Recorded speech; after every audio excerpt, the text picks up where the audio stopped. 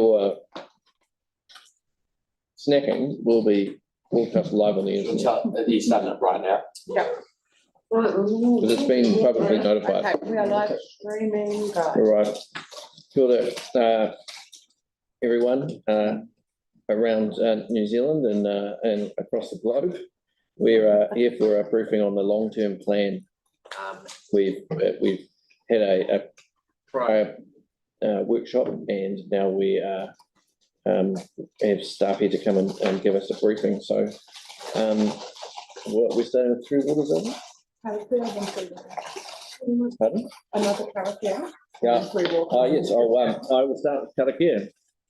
If everyone would like to join us, it's whakataka te hau ki te uru, whakataka te hau ki te tonga, kia mā kina ki uta, kia mā taratara ki tai, e aki ana te atakura, e tio, e huka, e haurunga, tihei, mauri ora. All right. Thank you, everyone. I have apologies from Councillor Celeste Donovan and Jan Johansson and Kelly Barber, who are unable to be with us, although I imagine that they've had opportunity to get this information before. So, right, so now we have Brent, I think. And Gavin. So, Brent Smith, I'm head of Three Waters for City Council on this. Evan Hutchison, he's our head of planning and delivery for Three Waters. So he's to put the capital program together. Nice to have a face to the name. So the only question that came through from the board was around the total capital program, about 240 something million dollars. Yeah, I think it was over the 10 years. But did you have any other specific questions that you would want to put to us that we can help? Yeah. Yep. Because we hadn't received it. It's just about the waters. Just about water. Just about so stormwater, wastewater, water supply. Joe, you're welcome to go. I have some questions about sort of the Styx River catchment. And I was going to ask that one too. okay, well, you go. You ask that one, I'll ask the other ones. The ocean outfalls, the Signet Street and Waimari and Effingham Street pipelines, is there anything budgeted for those three? You push your thing to read it button, let it come up. So with Signet Street, I've been talking to Councillor Donovan about that, and we've provided some information in the past around some things that might give some temporary relief there. We had a look as to whether it was worth trying to extend the outfall itself, but all it does, it doesn't help in terms of sand migration into the pipe, and all it does is makes it more difficult to get to the end of it and clear it. The pipe itself is okay. What we have committed to do is some short-term work which may give some relief, but would like to wait for the coastal hazard adaptation planning to be done for the area so that it can be looked at properly on a catchment basis. The others I can take away. I haven't got any knowledge of those. Yeah, Similar issues. yeah, same issue with the sand covers up the pipes at the moment, so there's no release for the stormwater when it's actually really, really heavy. And residents are kind of going down there and trying to dig out the front of it themselves. Yeah, and it's similar position for us. If we can't get to the end of it, we can't dig it out. So it's not necessarily the answer to extend it. There are some different structures being put in place, and some are where there's grills where it comes out the top. But I'd have to look at those specifically and get the team to look at them. But it's with such a flat outfall there, it's not an easy one. So you wouldn't actually think about temporarily extending it until a permanent solution is found? All that's going to happen is it will just fill up with sand further out, and then we can't get to it to do anything, which was what was explained to me. So there were some options there that I relayed back through Councillor Donovan for some short-term fixes on the landward side. But it really needs a wider catchment study as part of the coastal hazard adaptation. Unfortunately, it's low and it's very flat. Okay, and item 41998, which is stormwater for the estuary and coastal detention facilities. The budget's been reduced on that. Is there a reason for that? It may have been pushed out. So we didn't reduce any, we didn't take away any budget where we obviously had to fit within the budget we had. It was pushed out past year 10. Oh, past year 10. Yeah. Oh, so okay. we didn't- So that still would be in play, but Yeah. further down the road. And something, and you probably see it in the media, something that I mentioned at council the other day too, is we have had a bit of, been working with Environment Canterbury recently on those stormwater basins and the fact that we're striking groundwater and the consenting around them, and we've got a consenting pathway through there now. We can make some progress on those, so That's good. that has been has caused us to push pause on things like Waitai Street, but we're okay now, and that's been put in place while Environment Canterbury worked through a plan change to look at the rules in the land and water plan. So that's the take issue, right? yeah, that's just happened last Friday. We got word that our amended consent is going through, so that will potentially push the go button on a few of those projects. Okay, and the last one is the tree pits and rain gardens near Brighton Suburban Centre, and has that just been pushed out again as well? Tree pits and rain gardens are probably transport. It's got flood Yeah. protection. Yeah, I'm not sure why it would be sitting It's in got there. stormwater next to it, SW? Yeah. Not sure why it would be sitting there. Normally tree pits and rain gardens are to deal with roading related stormwater and amenity. So I'd be surprised if it's ours, but I've been wrong before. 41988? Just have a look. 4-1. 988.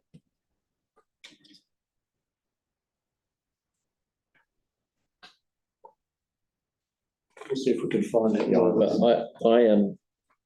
But I may have missed this because of trouble with multitasking. But when I was looking, so the Sticks management plan, or the Pūhara Kikinui Sticks waterway and detention treatment facilities, that I assume that's just been pushed out.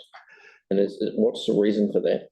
Well, a lot of the work that we do in those catchments and having to do not the retrofitting but the new stuff is actually pushed along by developments. I'm not sure if that's the case now, but we try and align it. We do have the ability to bring money forward as can happen if we get a hold up on one project, we can bring another one forward that's ready to go. So it won't have been lost, but it will be sitting there either later on in the plan or just outside of the 10 years. I guess, because I'm in that catchment where we're having the most new greenfields development. Yeah.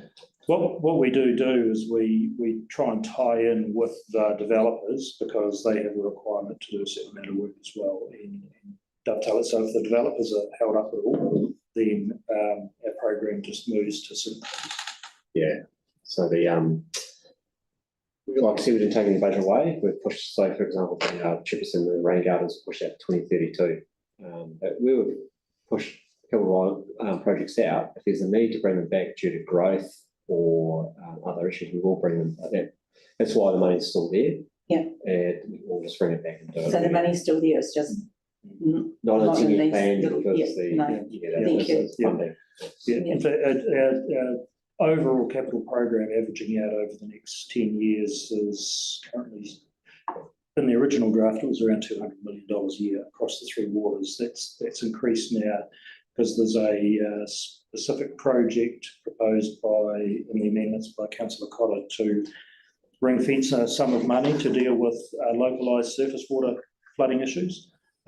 Starting in about year 3, there's going to be an additional $20 million a year, and that's targeted for localised issues because we tend to priorities are always given to the larger schemes which have a bigger effect on a greater population. But as you know, you will get streets and intersections and things that cause quite a nuisance. And it was that fund going there. So we will have the ability with the, and it may be we use some of that funding for the likes of the Signet Street one where we can actually make some changes, but that money won't go away. It'll be ring-fenced just for that purpose. Yeah, because I think with the beach pipelines, especially the Signet Street one, it's causing quite major flooding in that neighbourhood. Yeah. So it'd be really good to get a solution and not have to wait until, Chat studies. yeah. Thank you. Follow-up question from Alex on this. So just that ring fencing, that 20 grand a year, or whatever it was, that's citywide, not just. It is citywide. So the process around that is we'd already presented a paper to council back in April last year, and there was about 30 significant surface flooding areas on that. So we're going to update that list and come up with a matrix, so criteria for council to prioritise those. So they're going to have to get around the table based on the information we give them, come back to the boards, discuss them, and establish the priority for us, because otherwise we tend to have the projects with the most submissions sort of rise to the top because they're the most current, they may not be the most needy. So we're going to attack it that way. Just out of curiosity, as part of those projects that you had in that plan originally, I understand they may change. Do you know how many were from the coastal ward? No, I don't. Okay, thank you. Just a couple of questions from me. What is rezoning subzones? So so it's water supply rezoning Linwood and Woolston subzones. It's had $4 million allocated for it and cut or pushed out or whatever. We are going through and changing the zoning of the water supply to make it more efficient. What is zoning? So basically, we've got the city, so the water supply is not all connected. Yeah. We break it into subzones, and there's another reason for that. It makes it more resilient. So if we have an issue over here, it's not affected by this part's not affected. There's also to do with pump stations. So where the pump station is situated, or there might be 3 pump stations in the area. They can feed X population or ring fence it. So they are ring fenced. Going forward from a water quality perspective, if we had an issue with the board, it's going to be contained and not citywide. There's resilience and water quality is the main driver. So why is it being deemed to be okay to push that out? So I do recall when we go through the Southern Capital program is linking in with certain stations when new pump stations are being built. So there's a number of pump stations being put in. So the zoning that we originally had has been adjusted to time in with that. Yep. All right. Well, that answers that. Thank you. Just in the Westwood treatment plant channel improvements, pushing that out, I presume, because there's more urgent things that need to be done, and so it's not a priority. No. On the list of projects, we were comfortable to push that out, and I think there's some other works that put in place that were not there originally. And then the other water question I had was around the vacuum system monitoring. I didn't write down a note. What was it? So is it 603, is that the one? Sorry, what was Or is that? it monitoring equipment? Monitoring. 623. It was more, that's right, it was more of a flag because around, because I know that Tim has lots of questions around the vacuum systems, and that's why I wrote it down. Tim, did you have anything you want to ask about the vacuum systems? Would it be 4 or 5 years ago, 3 or 4 years ago, when the monitoring of them were going to happen, to find out where the leaks are and things? So is that continued? Is that? Yeah, that's up and running. So that's available on, our team have that available to them, and also So it was completed. Yes, it's up and running, and it's been successful in terms of identifying some issues that we haven't known otherwise. Yeah. Is that the automation of the alarms? Also, it's especially I think the pressure on the lines also. Yeah. So yeah. So Yeah, funny, distraction. sewer pipes are broken. Yeah. While we're here, is there any progress to report around the wastewater treatment plants? In terms of the permanent solution? In terms of permanent solution? No, it's still going through the insurance issues. You're probably aware, because it's been in the media anyway, and the report for financial performance, that the repair option has been designed up, and we've received costings on that. So that we can benchmark it, we have done an alternative option as well, just to ensure that getting value for money for the ratepayer. So we've got those both almost to the stage where they're about to go. Contact has been made with the insurer, I believe. So its designs are well on their way now. The alternative, an upgrade kind of proposal, or? I don't know if it's just, probably couldn't call it an upgrade. It's an alternative secondary treatment system. Is that what? Yeah, Yeah. it's just a different method of treatment. As soon as we have some information, as you're aware, it's all tied up with the insurance. But as soon as we have some information, we'll be able to brief the board on it. What you may see, and I think Adam's going to come out and talk to the board in a few weeks' time. We've just updated the page on the website to be a bit more interactive, where you can actually click on the various parts of the plant there and see what it is we're doing, which was a request from one of the councillors to, just because we kept saying for a while, hey, we're working on things, we're working on options, but now you can actually see exactly what we are doing, and I think it's a lot better. The actions we've taken over the last couple of months have certainly started to improve things in there. But there's been a lot of effort put in by a lot of staff and a lot of consultancies to try and get these figures sorted out. Okay, Greg?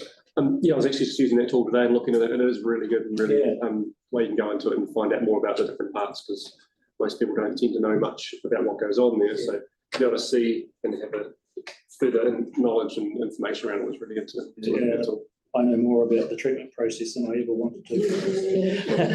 Hey, it's interesting. It is interesting. It's very interesting. But yeah, it's. I thought, well, the more we can share that information, at least the public know what we're up to. We're not just sitting on our hands here. And after that work is done, there's a big chunk of other work in the forward program for other upgrades. I mean, that plant was built in the 1950s. So there's other, the biogas is currently being done. There's the repair to the trickling filters, but there's other work in that for 10 years. So. Cool. Tim? I have a Three Waters question, but just in general. Yep. And not getting anybody else, just my understanding. A year ago, there would have been projects ready to go with contractors that have been delayed. Are they being delayed because of the new budgets? What's the process? Any projects been delayed? I know we had some stormwater projects delayed due to consenting, but all our other projects, I don't think any other delays. There's obviously those incidents where a project was supposed to go 1 month and it's delayed for a month due to a reason. But the stormwater projects are the ones that have been on hold for seems like a long time. But, 12 plus months. But in terms of the bulk of our work, 2/3 of the program is renewals, and a lot of that is pipe work. And Gavin's just been pushing a whole lot more contracts out the door. We're sitting at currently about 96% of our program being delivered on budget. So we're getting some really good results. We're trying a few different things with our tenders to package work up and that sort of thing. So every time we make those repairs, especially to the water lines, it reduces our leakages and things like that. So it's things are sort of really starting to hit the straps in terms of that. Right, anybody else have a question? Joe? Just in regards to the water supply renewal through Hardy Street, New Brighton, Palmer's Baker, Pratt, etc. Is that going to have any more or less impact on the roading around there at the moment? Because at the moment there's a whole lot of dips in the middle of Pratt Street. And I'm just wondering if they can get fixed at the same time or.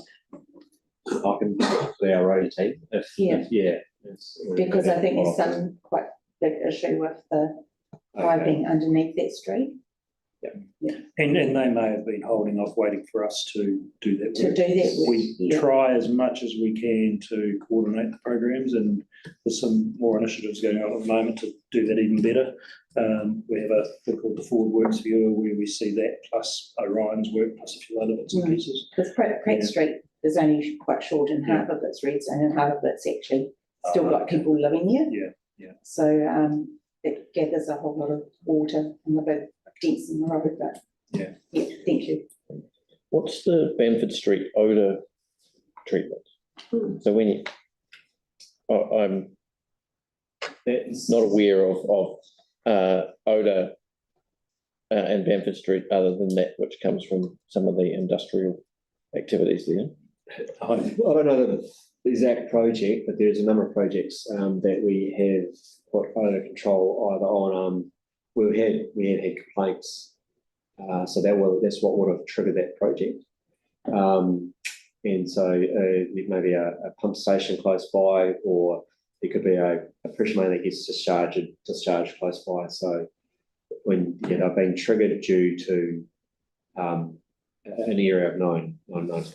Okay, well, I would like to know, offline, I'd like to know a bit more about that, and what the nature of the complaints is. Just it's good to be able to, when the council's responding to complaints, it's good to be able to assure people that there's actually something done to address it. In general terms, and it certainly affected the wastewater treatment plant as well, but with the long dry summer, which we don't normally get, it certainly affected the wastewater flow going in there, and the stuff was arriving half cooked by the time it got there. And that's why we made those changes to reduce the number of primary tanks to get it through the system a bit faster. It's not getting flushed out, eh? Yeah, it does. It's just not. When you get big periods of rainfall, you do get quite a bit of infiltration into the stormwater system, into the sewer system, but just hasn't been happening. But certainly contributes to the odours. Yes. Got a few more minutes. I have a question that's not really related to this, but I'll hold that in case somebody else has a question that is related to this. No more questions about Three Waters? All right. So are there still places within Christchurch City, within Christchurch City that have earthenware pipes? Yes. Yeah, there's still earthenware pipes in the network. Yes. Whereabouts would that be most common? Not exactly that. I don't know the system that well. I'd have to go. And there are quite a number are being replaced, but there's still earthenware out there, and still set being replaced. But I mean, some of those pipe is in good condition. You'd be surprised. Yeah. Some isn't. So it's a bit like the brick barrels. People talk about brick barrels, the asbestos concrete, the cast iron pipes. It's all old. That's where your leaks are. Not necessarily. We experience breaks for all manner of reasons on pipes, and it's not always directly related to the age of the pipe. Some of them are actually in pretty good condition. There's I don't know if it touches on the sport area or not, but there's currently a project in Ferry Road. They're enlarging manholes and they're going to line the old brick barrel rather than dig it up and replace it. Yes, it does touch on it. Yeah. So they're an amazing beast, those feat of engineering, really. But just so you know, it's not always a direct correlation. But when Gavin's team put together the renewals program, they bring they bring the age of the pipe and the location and all those things and the break rates and criticality of the roads. They bring all that together to come up with priority lists. We had a leak on our berm, so I dug it out. And it was plastic. Yeah. The tree root, it just Yeah. made a hole in it. Yeah, there are some particular plastic pipes that went in the 80s and 90s Yeah. that haven't, they're not as in good condition as some of the old Oh, pipes. cost cutting in the 80s and 90s, Oh, imagine It's a that. new product, yeah, it'll last forever, and yet we've got brick barrels that are 140 years old. Especially built in. All right, Just ask a little. yeah. Yes, I'll just ask this because someone asked it this morning at the library and they wanted to know how they're getting on with taking the chlorine out of the water. A good question. So the chlorine in the water at the moment is at the barest minimum that we can put in, and it is there to comply basically with the disinfection, it's the distribution rules, isn't it? Yes. And a lot of that is around the state of the network. We reported last year we had at least 27% leakage rate. The source water itself, we're pleased to say we're actually doing some joint research with Te Mara Arawai, the regulator, into the quality of the source water from the deep bores, not the shallow bores. We're looking forward to the results on that. But while you have a network that has the potential, like our one, to have some form of contamination, and that's through breakages or whatever, the chlorine will stay, but in the smallest doses possible. You would have read in the paper probably around the issues that Queenstown had, and that was around protozoa. We're quite fortunate that we have got good water, and it's bore water, not surface water, that we're treating. And we've got a program in place to make sure that we're compliant with those protozoa rules. And there's only a couple of pump stations that we have to put UV in to do that. The rest of them, we're doing something that's called, we're testing for class 1 water, which means we have to test for a year to prove how good it is. And if we do that, then we don't have to do protozoa treatment. So it's quite a complex mix of things, but be assured that, we live here and drink the water as well. And we do everything we can to get it right down as low as possible. So is there more chlorine in some parts of town compared to others, or is it just consistent? It's pretty consistent on the reports I see through, but what you may get sometimes is if there's been a construction job or a break in the line, they have to flush it. And you may or may not get a stronger taste of that one. Anything else to add into that? No, I think It's pretty well. Yeah. Thank you. The easiest thing to say. About this.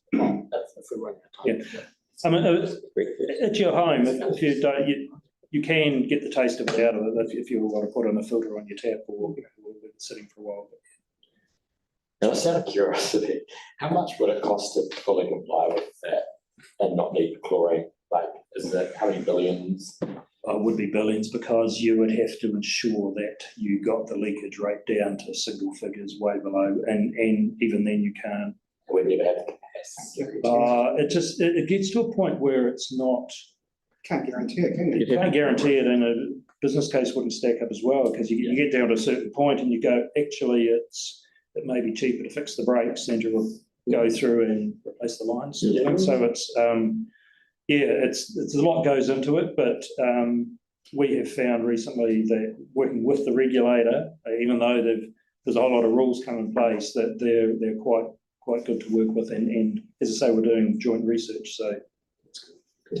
Good. What's the space? Yeah, question. Yeah, I had a resident recently post on a Facebook group about there's an issue with a leaking tap in a dog park. And they've received a thing to say it's been made safe and added to the annual renewals. Yet it sounds like it just needed a replacement tap put on. So Friday has just come on screen now. You've got a leaking tap in a dog park. That's Parks. Parks, okay, sweet. I'll say that. Okay. Well, we're just in time. It's a great pivot. Thank you very much, Brent. And But any other questions, just flick them through, put them back through. For me. Yeah. board advisor, and we're happy to answer. Thank you. Okay. All right, thank you very much. Thanks. Always interesting, the three waters. What a variety. We've got, we've got the community board members, the councillors have obviously been well briefed on the long-term plan, are absent. But we're also live online. So did you want to give us any context, or are you happy just to take questions? And just to clarify, we expecting Rupert and Jackie, Okay. and you're on mute, so we can't hear you. I think we've got a bit of a delay or something.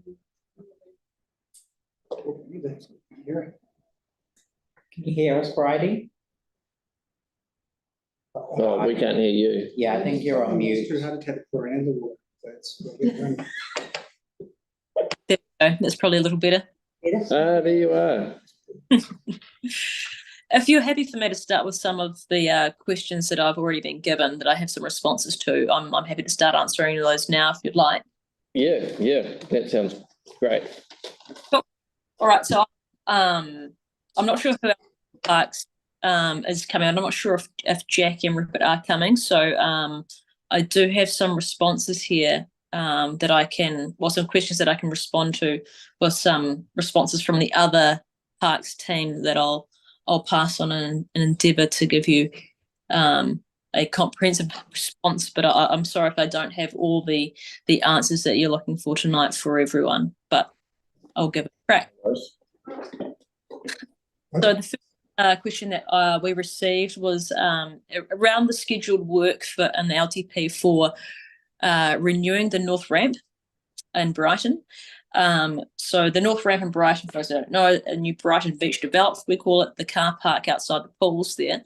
At the moment, that the condition rating of the asset is not at a level we would be considering for renewal right now. We're in the next sort of few years.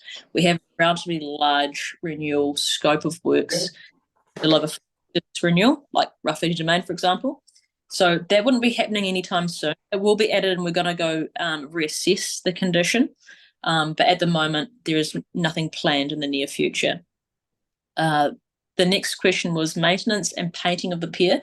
So regional parks have come back and they've responded that the painting is part of staged maintenance. So that includes all the balustrades in the New Brighton pier, which covered under planned OPEX and a little bit of CapEx. They haven't given a time frame for that though, but that's the commentary that I have at the moment. Next question I have was, why does the capital spend in your area in FY29, why is it peaked between FY29 to 24? That reflects the OARC ecological restoration projects that are coming into effect from FY29 onwards. So that's why you see a really big spike there, and then it sort of tapers straight across. Well, not tapers, sorry, it evens out there. So that's why that is quite a peak. So that's 16.3 million you'll see there. The next question was in regard to the Memorial Cemetery. So that's about what work is taking place in Memorial Cemetery. So at Memorial Cemetery, all the footpaths and benches around the martyr section have been completed this year. They were only just very recently completed, just prior, maybe a month prior to the anniversary of the attacks, a couple of weeks ago. At the moment, they're still yet to carry out a redesign of the landscape plan. There might not be no more large car park. Instead, they're going to have car parking around the sides of the driveway in that cemetery. Usually that's really because when people come to those cemeteries, they don't tend to park in, they want to park as close as they can to their loved ones. So we found if we put a big car park in a lot of cemeteries, people don't tend to use them. They tend to drive in and go direct, but take the most direct route to the graves that they're looking for. they're also looking at the rose gardens being replaced with a slightly more appropriate species as well. And they're having a look at the configuration of some of their plots and beams to try and optimize the utilization of that space. Burial spaces are always at a bit of a premium, so they're looking at trying to make the most of the space that they've got available there. There's been a fair bit of reduction in the program for the other cemeteries in the area as well. Like, so, I mean, just the Ruru Cemetery burial beam renewal, and well, there's also the Bexley Park development, which we can come to. Is that just pushing things out in the outside of the LTP? No, that not my understanding. That is not. And so this question was just regarding that I have here is for Memorial Cemetery, not Ruru. Yeah. Oh, sorry. I was just tacking on something to that. It was. Sorry. Ruru Cemetery. I know some of the beam renewal there is not to extend or allow for a more capacity in that cemetery. Because they're nearly at capacity there. They're just going to do some double depth.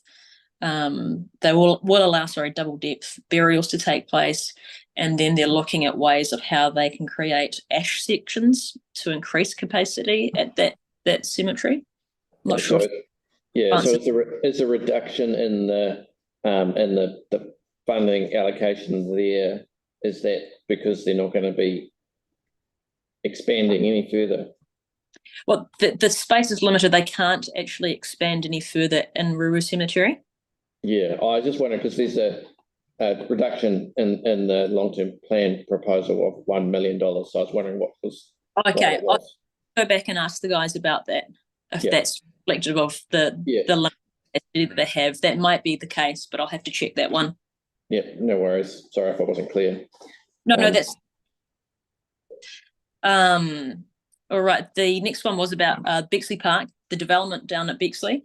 The items they still have to develop down there is the mountain bike and pedestrian track.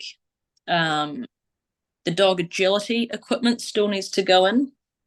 The Munford's drain landscaping is to be completed. That's alongside some just overall landscaping of the park as well.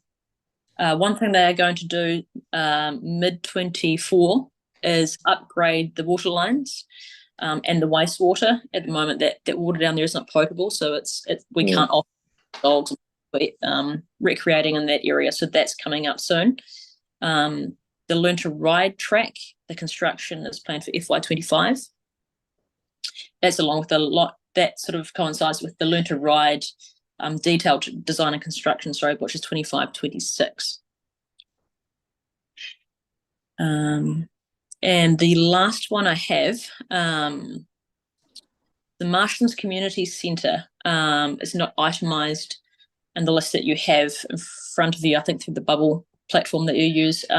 That's actually a community facility. It doesn't sit within parks, so I couldn't comment on that one. Alex has a question. Oh. Yeah, item 61787, which is the Kiwi2 Park development. In the 21 to 31 long-term plan, the Kiwi2 play space was a separate line item. I'm just wondering if that's been consolidated into the Kiwi2 Park development under 61787, or if the play space is no longer in the long-term plan. No, it should. It's in its own standalone project still, so it should still be there. Because it's not, the play space isn't. Okay. Not showing there. We can look up as to why, because it should be showing as a standalone project. Okay, and from your understanding, can you see it from your end? Is there any cuts to that, or is it? No, there won't be any cuts to that. If anything, we would look to implement that budget through some other budgets as well, because I would think that we would probably need a little bit more funding there to deliver that whole playground. Can we just get confirmation of where that will sit, because it's not in the long-term plan capital project plan at all in our visions or on the version on the website as well. So it's not Okay. a phone line item, so if we could chase that one up, that'd be really handy. And then my other question was 74031, which is the Parklands Queen's Park Youth Place based development. Can I ask about that too? There's $738,325 less. Is that just been moved back? And why is that $20,000 still there? Is that just so we can keep it in the long-term plan, or? My understanding is it still stays there. The project's been a year, 6 months, but it's still there. Okay, wonderful.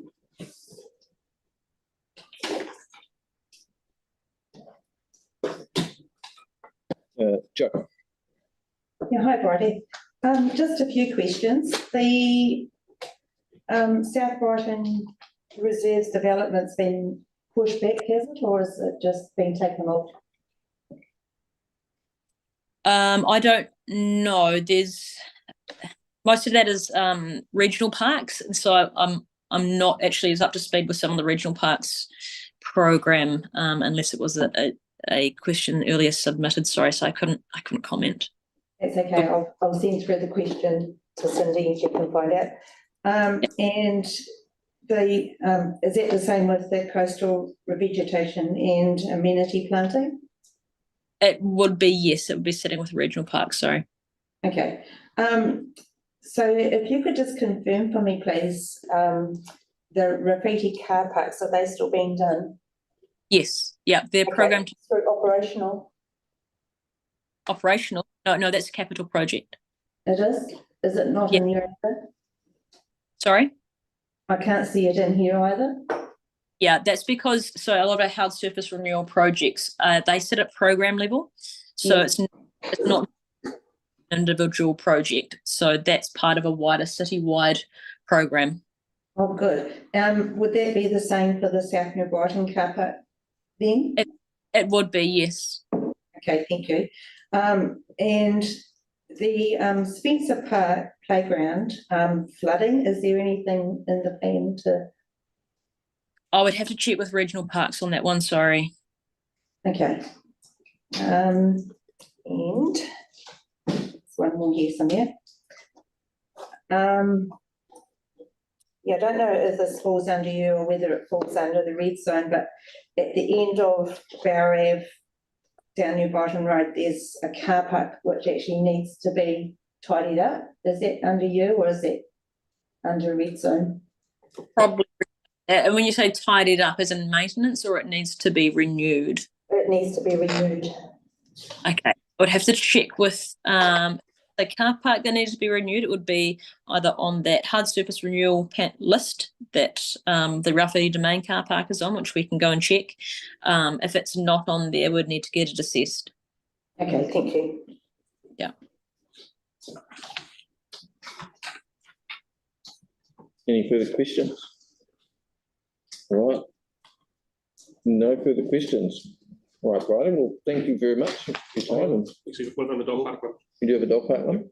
All right, dog park. It's not LTP, but I was saying before, I had a resident's Facebook page comment about a leaking tap that was in a park, a dog park.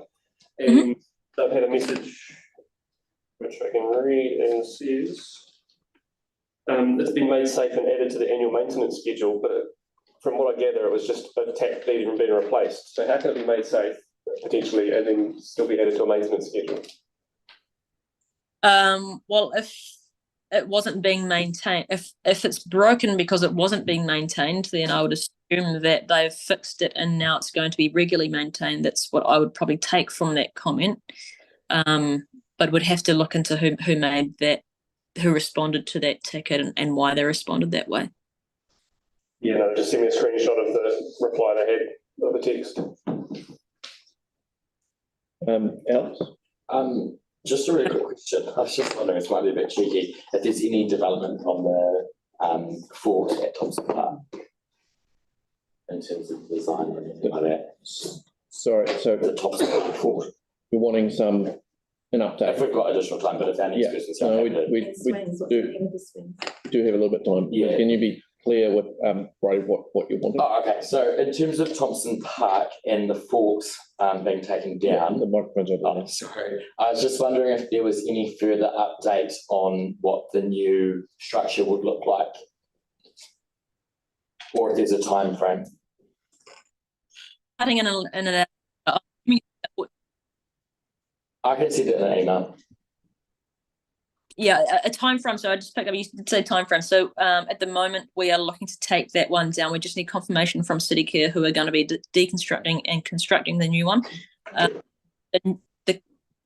it stands at the moment, it does need to be taken down, and it needs to be taken down within the next couple of weeks because it's just getting so dilapidated now. All the equipment has been ordered and the contract is in place, and we're expecting it to be here within the next 8 weeks. But I can confirm the project managers with around the timing. Is there any possibility the equipment and what it will look like could be passed on to the board? Yeah, we'll definitely be doing that. We're going for as much like for like as we can. Okay. Yeah, we'll try to make it as similar as possible with what's available currently. That fort as it is at the moment is very, very old. Yeah. So to get really like for like is very difficult. But So if everything's been ordered, then is it possible to get that shown on the board as soon as possible? Yep. Yeah. I mean, but it can be changed. Yeah. Yeah. Cool. Sorry, Is that about? yeah, sorry, just following on from there, Yeah. is it possible to tie the destruction in the new installation? So it's all done in one hit? No, because it would not be deemed, we wouldn't be able to say that piece of equipment is in the next couple of weeks, the rate that it's deteriorating will be safe in a couple of months when the new pieces of equipment would come in. As much as we would love to do it all in one hit, it would make sense financially and it would make sense to provide a little of service to the community, but it just wouldn't be safe. I'm sorry. Right. Well, with that, thank you very much, Bridie. We will send through any additional questions by email. Oh, thanks very much. All right. Thank you. All right. We'll come back at in just a couple of minutes. And you're early, but that's good. Unless would you like to start early? Yeah. Yes, I would. We'll give you a couple of minutes.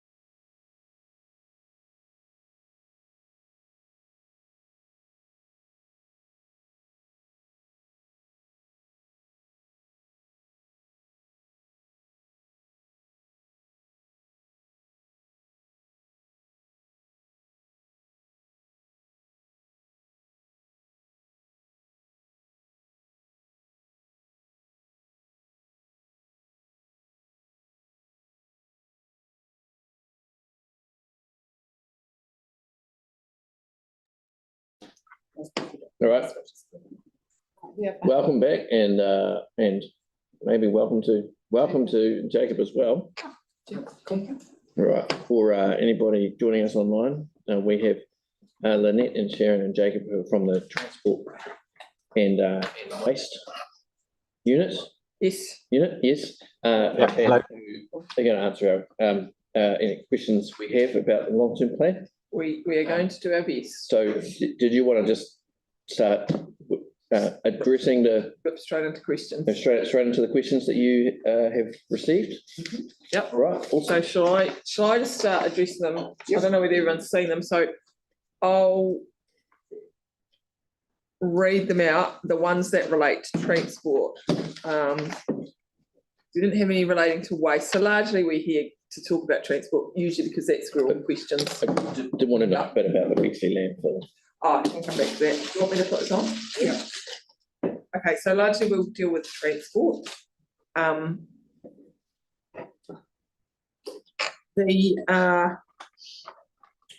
numbers that were listed as the draft capital spend for 25 to 34 were correct. Well, that's transport. So transport is 109 of that.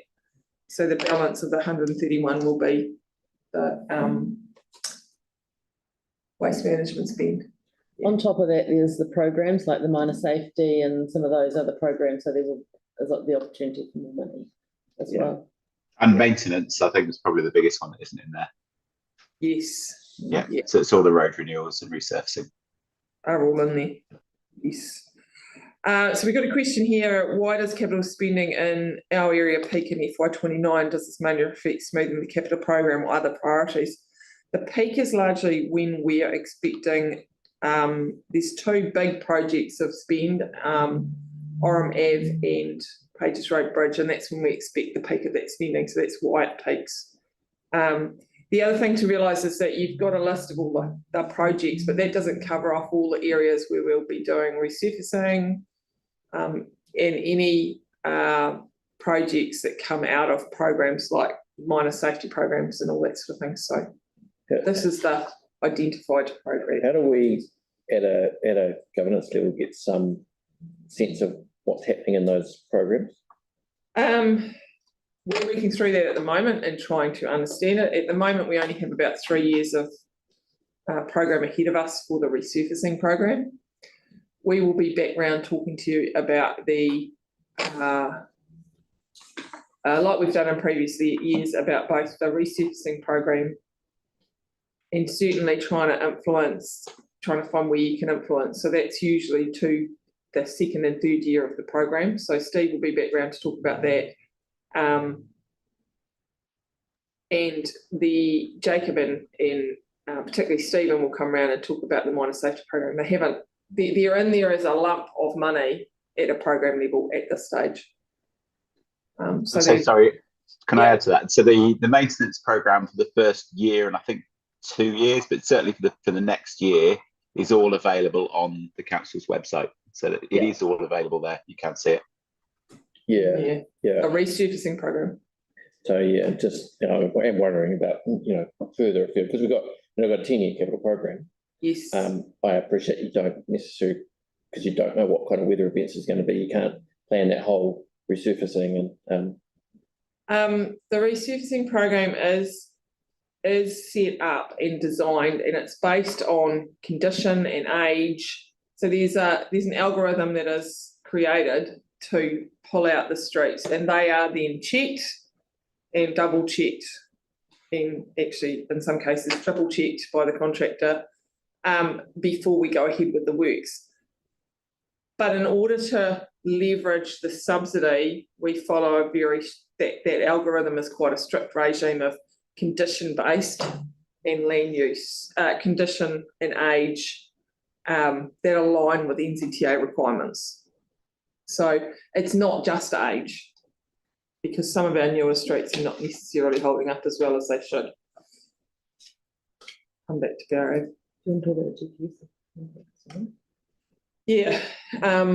So the new GPS is out, and you would have seen that the draft GPS is out for submission. Submissions close on Tuesday. on Tuesday. And you would have seen that was, if you didn't, it was, the draft submission was at the last Finance and Performance Committee meeting. So that has just been finalised today. It is quite a different shift. It is quite a shift in priority to really looking after what we've got, focusing on maintenance of our road network. But there's some big shifts in it where things like anything to do with walking or cycling will now be funded under walking and cycling. So that means all our maintenance of our footpaths will also be funded under walking and cycling. So there's a very small bucket for the whole country there to cover, you know, your footpath resurfacing, any new footpaths that anyone might want to see created. There's some other tweaks in it, but the focus on funding has definitely moved away from improvements and into maintenance. Does that help? And I also understand there's not a lot of funding available, you know, well, at least implied that it's not available for bridges. No, it's not that there's not funding available. What they've said in the GPS is they've required bridges to be funded under the local road improvement and work category. So in NZTA, everything's broken down into work categories, and they historically bridges have been funded. There's been a renewals line under the sort of maintenance and operations line. They are now requiring bridges to be funded under local road improvements, which means they then go up against every other project that you can imagine around the country. So it makes it harder to get that funding. You've got to have a better case to get With the same funding. budget. Yeah, and that local road improvements got a very similar, it's not got a massively increasing budget from last time. So is it 6% or thereabouts, the increase, or is it? Oh, it's all right if you don't know. No, I don't know off the top of my head. In fact, I don't think local road improvements increased very much at all. Actually, if you got a chance, it's worth having a quick look at the there's both the Cindy you might be able to send them the links to the finance and performance meeting, but the information session from the week before, there's actually a really good table on that shows where they're increasing. If it has increased, it's not much, not considering the amount that's going into it, the amount of extra work that's going into it. Last week or this week? The finance and performance was this week, and last week was the information session last Tuesday. Okay, question from Alex and then Joe. Yeah, I've got two somewhat quick ones, I'd say. The first one is 27273 pages road bridge renewal. Obviously, with the regional transport plan, the priority currently is lower than it would be. How much does that priority affect funding? And if, for example, it isn't, and I know that doesn't necessarily correlate to funding, but how much of this plan takes into account the fact that that priority rating's dropped? Like, will we need to put in more money on that, if you understand? So the news hot off the press today is that the deliberations panel voted to increase the ranking, so it's gone up to 4. Yeah. It is now equivalent with the other bridges that were in the regional land transport plan, all of which are important, all for different reasons. So we felt that it was actually a fair reflection. When the debate was had, James Cagle spoke to it and he said it doesn't. The ranking actually has very little influence over whether it gets funded or not.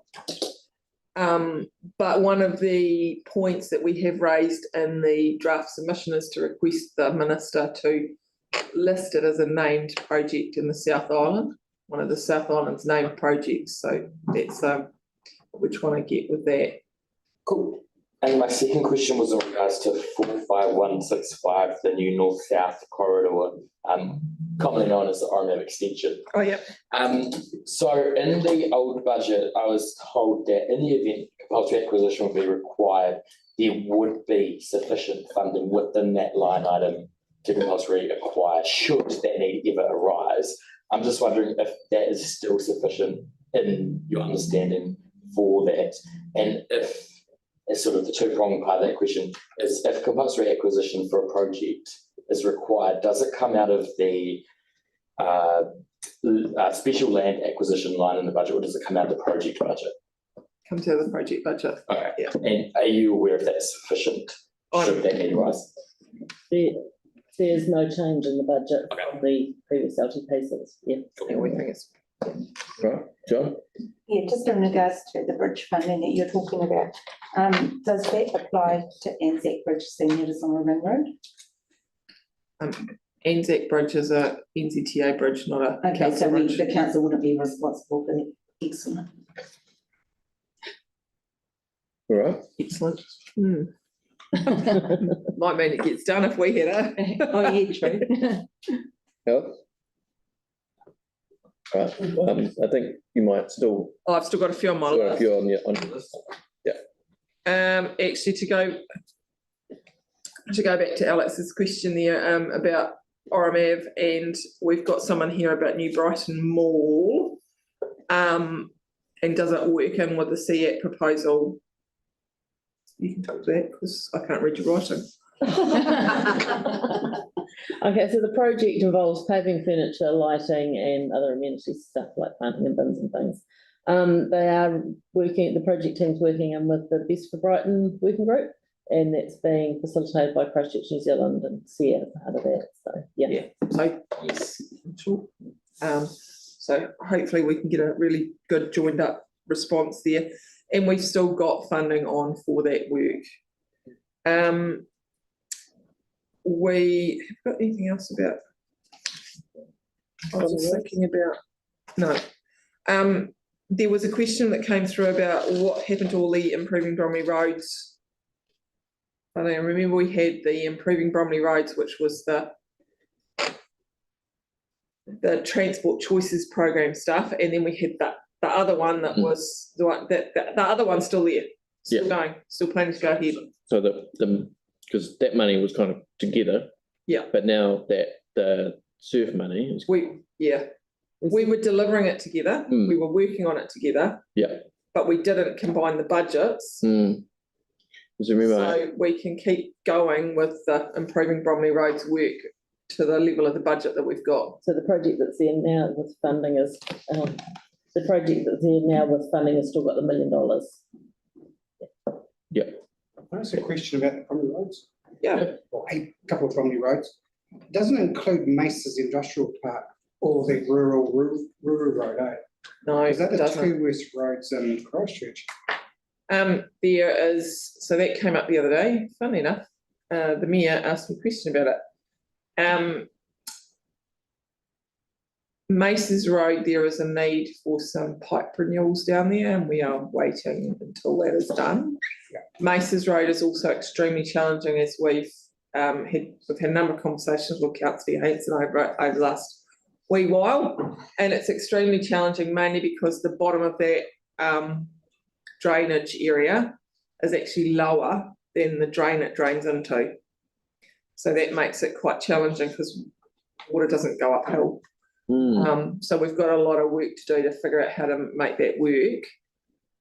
But what we don't want to do is go in and do the road until the pipes are done, and I'm not sure where they're at, but we were chasing that up. That's on Mace's. Mace's. So what about the rural? Ruru, I don't know. Have you ever, I challenge you Yes. to drive down there. No, I know. It's ridiculous. Rumpty, Yeah, and especially Mace's the is buses as the well. same, and it takes a lot of heavy traffic. Yeah. It's also in a very soft area, so it's really difficult to. So it wasn't a really good place to put an industrial area, really. With hindsight, or an exploit, with hindsight. Yeah. Well, maybe. We can look back with hindsight as 2020, but we have a question here about the Eastern Outer Orbiter, which is a cycle project, and it's what work's been done on it, and the short answer is none at this stage. What numbers is that, Sharon, do you know?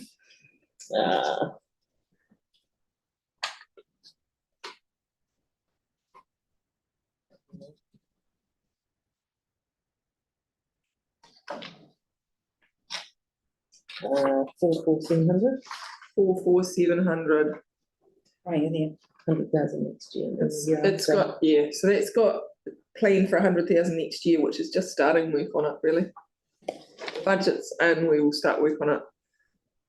That'll be one of the projects, like a number of our other cycleways, that we'll have to have a conversation with council about as to how the new GPS impacts the assumptions that have been made over what funding we'll get and therefore what our program looks like. So we have to do that with council in the next couple of months. What work's been undertaken on the Ferry Road bus priority, been to board? I don't think so. So that's had a scheme developed. And the plan was always to develop a scheme and then wait until we know the outcome of what was Petty Futures and how the GPS now affects it. Yeah, so there is a draft scheme. It hasn't been to you guys as a board. I think it's been developed as part of the craft works for the PT. So we've got it started and we're looking to move it forward as part of PT Futures. See you guys. Oh, thanks. Wondered what it was. What's involved in the Bexley part? That's not us. That's great. Items, so we're talking about 71600, I don't know, Streets for People is showing in the Linwood Ward list of projects. Possibly is. Yeah, it is. It was an error, and there's been a few across the entire program. It'll be corrected in the final version, but at this stage, we've just PMO's decided it's better just leave them as they are. But I don't know who he is in, not that part, but part of it, I don't know who he is in. Yeah. In order to fix it partway through consultation, it'll get confusing. So we're just going to acknowledge it's an error, but it's there, and it's no major. Yeah. That's the list of questions we had. Okay, well, Joe, then Greg. Yeah, the 62707, which is just the curb renewal in Els Terrace, has it just been put off later in the plan, or has it just been deleted? It's been deleted. It had a very small budget anyway. It'll be combined. The works will get combined with the Pages Road Bridge. So it'll just be done as part of that project. Will the curbs and parts be done as part of that budget? Or? That's the plan. Yeah. Oh, good, excellent. Well, that's what went out for consultation. Yeah, okay. Yeah. I just thought you might be waiting for the stop banks to be done. Or... It's all kind of combined up at that end. Yeah. Okay. And with the roads that need a bit more attention or a renewal, do we have to actually put those forward to you and suggest those to you, or do you have a list of those? That depends on whether you're talking about a full boundary to boundary street renewal or a resurfacing. Yeah, it'll be earthquake damage stuff that would need a bit more than just resurfacing. Yeah, they probably need to come. We do need to get a hold of them, but at the moment we still don't have a very big boundary to boundary street renewal program like we used to have prior to the earthquakes. So we're working through that at the moment at a holistic level across the city, trying to get some budget. We can still be put in there though. But we could still put them in. Okay. Yeah, so as long as they come up. Sending them into you? Yeah. Thank you. It's worth putting them up through these guys. Yeah, and do I ask you about the landfill questions? Or? You can ask me about the landfill question. The guarantee I can answer, but I'll try. The Burwood landfill management. Yeah. And the aftercare, that's just it's got a couple of negative lines at the end there. Is that just because it's been pushed out further? Quite likely, or it actually doesn't need as much. So we've just Burwood landfill, we've just submitted a consent, haven't we? That's seen in a consent Yeah, for a couple of years, and I'm just wondering if that is related to that. Yes, it will be, because part of that is we will be expecting more revenue than we anticipated. You know something else about it? I was going to say, and where we know we've got works to do, we put it on the line items, but where we haven't got that defined at this stage, the funding will sit in the program. So it might have, so we might have shifted up to a program that could be on anything to do with landfills. Cool. But yeah, thank we've you. got a few bit of work to do there. And that Burwood aftercare, the Burwood landfill work is consent-based work that we do have to do. There's not a huge amount of roading going on, but one of them is the Maryhill Road corridor improvements. There's been about 6 months of constant work at Maryhill Road at the moment. Was there any consideration given at the time to bring that forward to be done at the same time while all the works were done down there? Yes. And No, because they developers, it was not conducive with developers to do it. Okay. So yeah, we tried and we worked with them. They've ended up doing the developers have ended up doing a lot more than we originally planned around the Preston's Park, but there's more work to do beyond that, so closer to here, and on the eastern side of the work that's currently being done. Yeah. But they're not, sorry, just to be clear, they're not our contractor. Yeah. If they were our contractor, we probably would have said, right, let's rock on and do the whole lot, but it's not as easy when they're not our contractor and we don't have control of the conditions of the contract. and do you know if that includes the cycle lane? I don't know what the details of the Burwood corridor are at this stage. There's just some great cycleways through. Yeah, no, I don't know. Yeah, there's some great cycleways through there, but there's nothing linking it from that point onto QB2 Drive. There's a very rough bit of Oh, from Maryhill Road? Maryhill Road On back to Marshall's? Marshall's. Yeah, Next there, section there's no real cycleway space. yeah, I think she has got a plan. for something Chen's got a down there. plan. Yeah. That sounds good. Chen has lots of plans. Nobody knows what they are until Chen tells us. And on that piece of road, I sent something through Cindy where Which is sitting with Chen. This is a surprise. where on the north side of Waitai Road, you come to the Preston Park. Yeah. And the build out of the intersection comes out into the cycle lane. Cycle lane stops, and then in about 20 metres, this is second hand, and then 20 metres later, the cycleway starts again, but there's no way, there's no cut down or anything like that to go up. So it just stops, and there's no like sharrow or anything indicating Yeah, it might. the cyclist should do. We do have issues when we have development because you get anomalies between developments and what was existing, what is planned, and then we've got to tweak it around. So yeah, Chen will get out and have a look at it. Yeah. He'd love to. Super stoked too. Excellent. All right. Any further questions? Look, I think, can I just through the chair, make a couple of comments, is that we are looking, as a unit, we're looking to really consolidate the work that we're doing and make sure we're doing, delivering the LTP, but also aiming to deliver your community board plans. And we're clear about, things like Wakatahi funding, what's funded and what's not. So I think you should expect to start seeing over the next wee while more from our area engineers about, right, we've got a list of things, what are the priorities, having those conversations, because ultimately I was going to ask about that. if it's not on the LTP and it's not in your community board priorities, why are we doing it? And unfortunately, your councillors aren't here today, but they'll get it by council as well.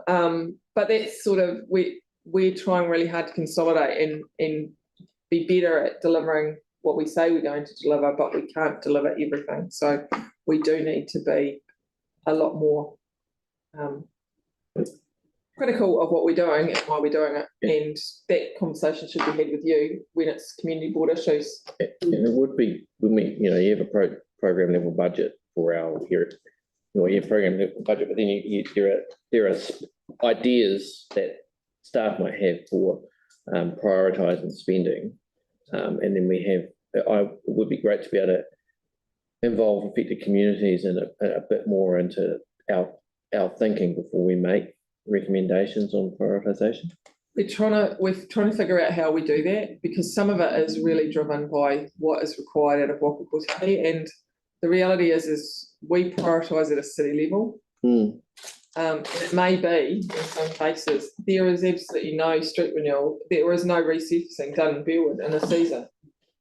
And that's just the way it could be, and there might be heaps in Hornby, just because that's how it falls out, but we are really driven by and very dependent on that subsidy that comes in from Waitai Coastal-Burwood-Linwood, and considering the size of it, we need to be respectful of that too, because it's a big chunk. It's the second biggest revenue stream for council. So we bring in something in the order of 80 to 100 million every year. Yeah, it's a lot of money. So that's a lot of money, that goes a long way. Now, one quick point that was noted at Finance and Performance is that we have been successful in achieving subsidy on some of our craft projects, which is great. It won't be on all of our craft projects, but some of them. And we've agreed with Waitai Coastal-Burwood-Linwood that if they subsidise them, we will put it back into the craft program. I know the craft program's a program of high interest for this board. Some of this board, all of this board, I'm sure. There's a lot going on, and we want to put it back in and get as much of that done as we can and leverage that money as we can. So it was agreed at Finance and Performance that we would go back to them in the first instance. This is the total pot. We've got extra in the pot. So how do we split it down? So that allocation of that additional money decision that will be made by Finance and Performance? Yeah. And then we will decide. And then you prioritise, then as the boards that it goes to will prioritise what work is done for that. So I mean, the allocation of that. And you know, we gave a pretty strong indication at our last, and it was in public, about what our priorities were in terms of our craft. And Kelly's got a public report coming back to you on that, so that is in the stream. I've signed that off, I think. Yeah. So that's coming back. So that's clarifying what those priorities are, and we get on and get moving. Yeah. And we get some of them done. Great. Yeah. Yeah. Joe? Yeah, in regards to the board priorities, should we be doing that straight at the start of our term and forwarding them to you and itemising a list? No, every board's got its board plan and they're indicating their priorities. We have to work through that, and every department and council will have to work through that and understand that. We then have to balance that against the broader citywide priorities. So it is a reference point all the way through of what we do. That's what we're trying to use. I'm just saying, like, we've got so many streets that kind of need doing, but we've kind of said our priority lies with the Pages Road project. Yeah. But we could have added a few more little streets into that. We actually have named quite a few things that we've mentioned in our plan. Okay.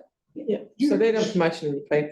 The other thing that is really useful is the resident survey is getting more and more information for us about streets that are not. Surprisingly, the resident survey is threw up some surprising suburbs as concerns.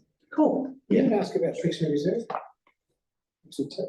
Oh, the Bexley Reserve. Bexley. The landfill, yeah. Are you able to give us some information about that? I thought the work on that had finished. It's in the plan. That's why I was like, oh, why is that? Yeah, this has been answered before. This is the aftercare stuff. I believe the money's in there. Yeah.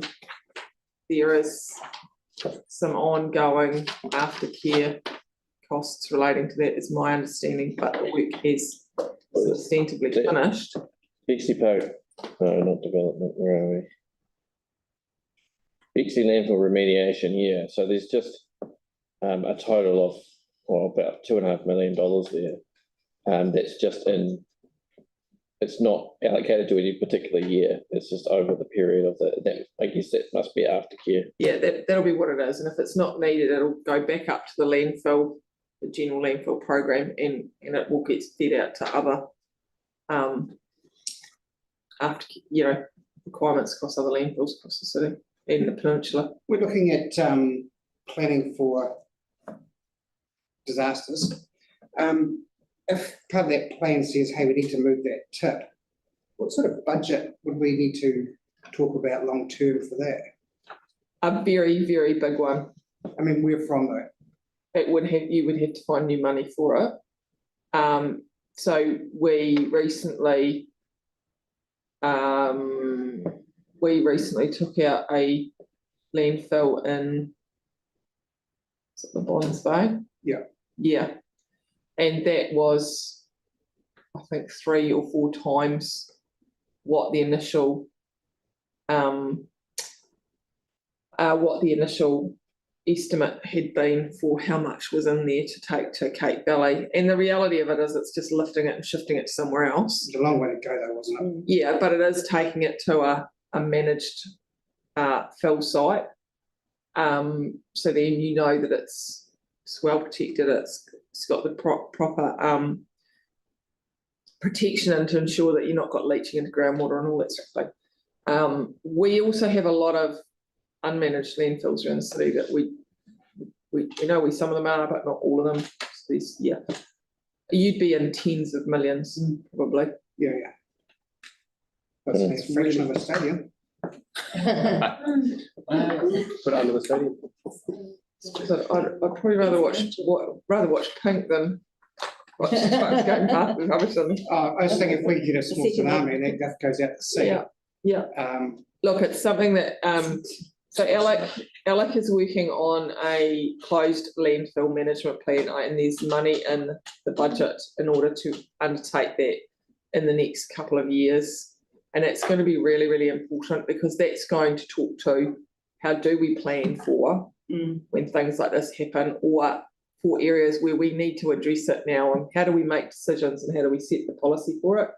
Because if we don't have that conversation, we will get to a situation where we have to react, and it's not okay because we're not planned for it. So that's starting, are you saying? Yeah, that's starting, and the money's in the LTP to start to push forward with that in the early years of the. Will community boards be involved with it? Yes. Okay. Yeah. Just on that scenario, we've been dealing with the Banks Peninsula Coastal Hazards Adaptation, where there's a landfill that was made on the waterfront in Teddington, I think it is, and they're looking at what will happen with that and how they'll actually dispose of that and or care for it and armour it. So there's choices, and the actual removal is astronomical. They said it's probably the cheaper option to look at trying to armour it somehow. There's many options, and what we have to do is have a proper policy discussion with council about what do they want to do with it. And yes, we've got Teddington, we've got Barry's Bay, you've got the Cairns Bay, they've got they're everywhere.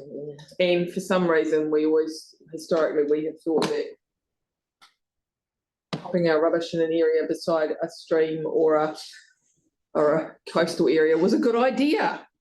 With our head in the stand, didn't we? Yeah. And rubbish. Yeah. Yep. Very good. Well, on that note, thank you very much. You're welcome. Thank you Appreciate very your much for knowledge having too. us. Your knowledge is great. And we'll, if we have any further questions, we'll send them through to you. Fire them through, yeah. We're going to do our best to answer everything as quickly as we can. Sometimes I miss a couple. Unfortunately, usually Yarnies.